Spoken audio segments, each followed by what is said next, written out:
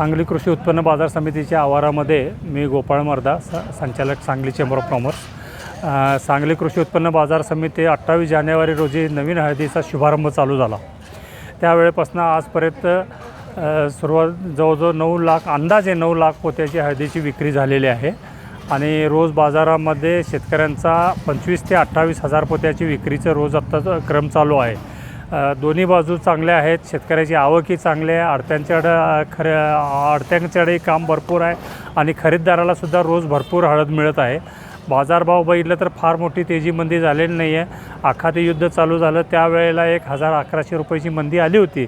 तदनंतर आत्तापर्यंत परत बाजार सुधारला असून बाजारामध्ये शेतकऱ्यांना चांगला दर मिळत आहे, त्यामुळे शेतकरी फार लवकर हळद आणत आहेत। अंदाजे आमच्या अंदाजानं 30% हळद बिफोर टाईम आली। जे हळदीचा सीझन 15 मेपर्यंत चालणार होता, पण त्याच्या आधी हळदीचा सीझन संपेल असं एकंदरीत दिसत आहे। 15,000च्या दराचं शेतकऱ्याला आकर्षण चांगलं असल्यामुळं रोज जे 20 ते 22 हजार पोते हळद विक्री व्हायला पाहिजे ती 27-28 हजार पोत्यांना विक्री होत आहे। एकंदरीत सर्व घटक आत्ता जे कृषी उत्पन्न बाजार समितीमध्ये आहेत त्यांचा सगळे समाधान आहे। हमाल आहेत, गाडीवान आहेत, महिला कामगार आहेत, शेतकरी आहेत, आडते आहेत, सर्वांनाच भरपूर काम आहे आणि सर्व लोक आता बिझी आहेत। एकंदरीत हा सीझन चांगला आहे। आजचे बाजारभाव जर बघितले तर देशी कडपा बाजारपेठेमध्ये भरपूर आवक आहे, त्याचा भाव 12,500 ते 12,800 पर्यंत आहे।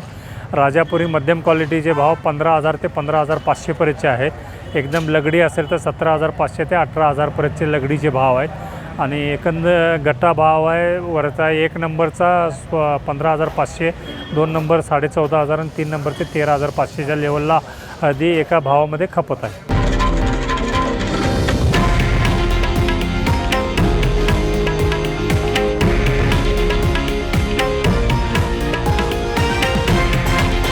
हे आहे देशातील नंबर 1 न्यूज नेटवर्क आणि आपण पाहत आहात TV9 मराठी, एकमेव।